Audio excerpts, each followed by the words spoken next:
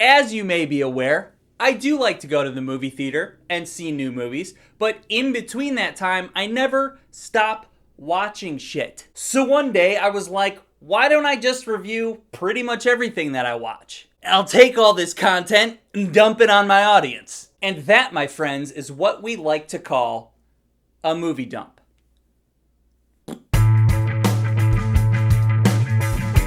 Lightyear! I feel like I only saw one trailer for this, and then all of a sudden it was in theaters, and then I heard there was some controversy, little stirrings going on there, and then all of a sudden it was on Disney+.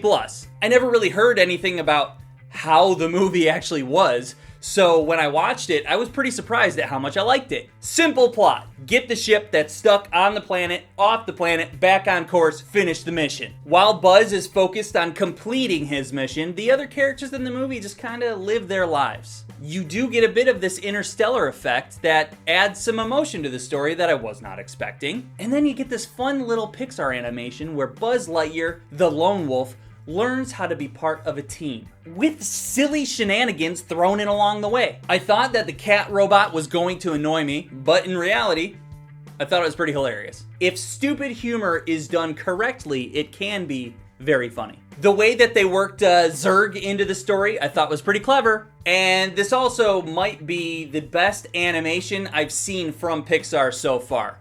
The movie looks incredible. As far as the controversy goes, what's the problem? There's lesbians in the movie? Uh-oh. Better watch out. They seem like nice ladies to me. I don't know what everyone's so mad about. This is where I leave you. The father of a Jewish family has died, and his dying wish was for all of them to get together and participate in Shiva. Shiva? They all have to get under one roof, sit together, and mourn together for an entire week. And it's everything that you can imagine, with brothers and sisters and parents all in one space for hours at a time. I believe that this is one of the best movies about family. It perfectly captures the relationships of siblings, the relationships between parents and their children, and love and loss and the issues that everybody deals with in life. If you can't tell your family, then who? I would rather tell anyone. is Anyone rude. else, actually. God, why don't you go upstairs and take a nap? You know It's what? not I your can't do call. this anymore. Because this is already like a new record for me, keeping my mouth Drunko, shut. seriously, You put that are down. stressed out and you're grieving. So you tell them, Believe how much or I I hate will. you, and Tell I them. will pinch you. Tell I'll them. punch John, you. where is Stop that it. beautiful Get your hands wife of off yours? yourself. She's gone. The cast is stacked. It's funny, it's heartwarming, it's crazy how relatable it is. I fucking love this movie. If you've never seen This Is Where I Leave You, it's out there somewhere. Go find it and watch it, alright? Timothy Olyphant and Tina Fey. Their backstory is just not okay. You got this lady, she's working at a magazine, an online magazine, a newspaper. Where the hell does she work? It's some business that writes articles. She wants to be a writer, but she's a photo editor. She wants the attention of a social media influencer, so she pretends to go to Paris and fabricates an entire vacation for herself. Then, while she's in Paris, a terrorist attack happens. And there she is, just thrown into internet fame as this girl who survived this attack, even though she was in her New York apartment the whole time. The trailer for this makes it seem like it's a comedy. It's not. She faces some serious consequences and the worst side of the internet as people start to find her out and figure out what's going on with her. What sucks is even in the beginning when she's supposed to be this more relatable person, she's just not likable ever. Throughout the whole movie, she's never likable. She's shallow, selfish, and shitty, and when she finally gets her comeuppance, you're like, yeah, serves you right. As she's going to this trauma group, because she's a fucking liar, she befriends this girl that is a big voice against gun violence because she survived a school shooting. Like I said, not much of a comedy. This girl's story is what made me like the overall story. Anyway, interesting flick. It's worth a watch. Again, it's not a comedy. I did like the lesson at the end though. I liked that a lot. Not conventional. And I love the music too. The music throughout the whole thing was really good. Voyagers. Well, things aren't going well on Earth, so they're sending a bunch of people out to space to colonize a new planet. Oh, does that sound familiar? Yeah, a lot of movies do that. Straight up, this is a bad movie. It's Lord of the Flies in space, but it plays out very poorly. The teenagers in this are supposed to be bred for intelligence, to carry on the human race. But as far as I can tell, they're just as stupid as any other teenager. Stupid movie, made me lose my faith in humanity again. Don't watch it. There's a scene where a group of teenagers is confronting the villain with murder because he murdered someone. And as he's being confronted with murder, he just goes, "That guy's an alien!" And it fucking works. Nobody cares that this guy killed someone because now they're distracted by an imaginary alien. He gets away with murder. Stupid movie. The Gray Man.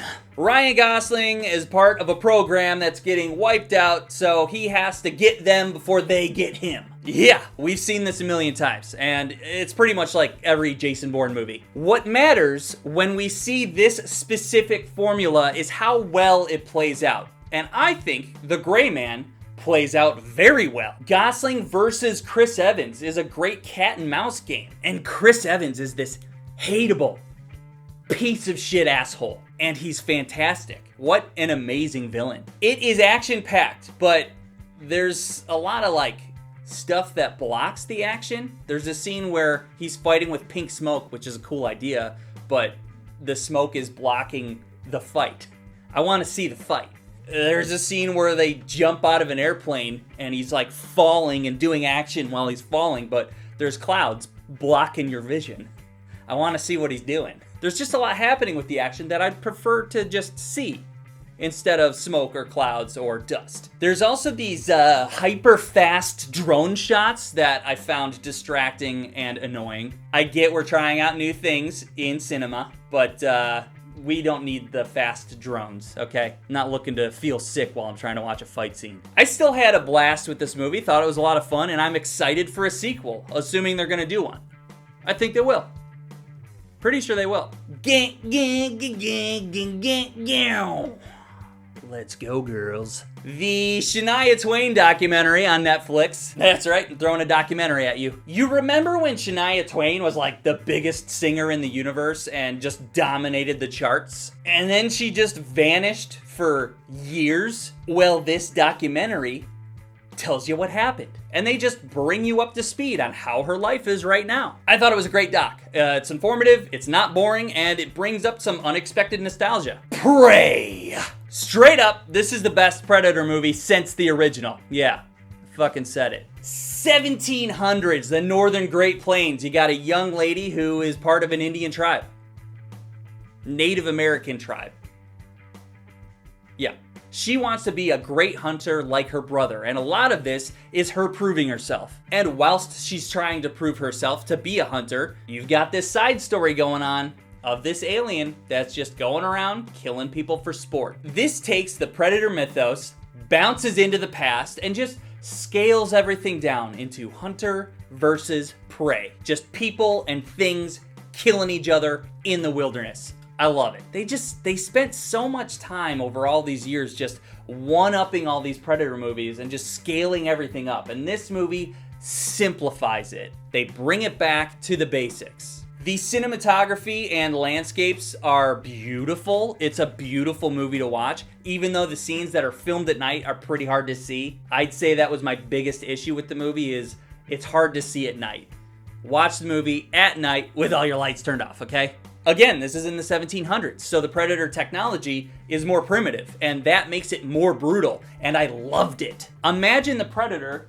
Where's my fucking laser cannon? Imagine the Predator without the laser cannon on his shoulder, okay? He doesn't get that weapon. Can't just blow people up on the spot. It's more brutal than that, which makes things more violent, which gives you more oh fuck moments. I live for oh fuck moments. Oh fuck! And when the movie ramps up for the third act, I was all in. You've got a few different hunting cultures that are all clashing in this, and it leads to some really good fight scenes. I thought Prey was sweet.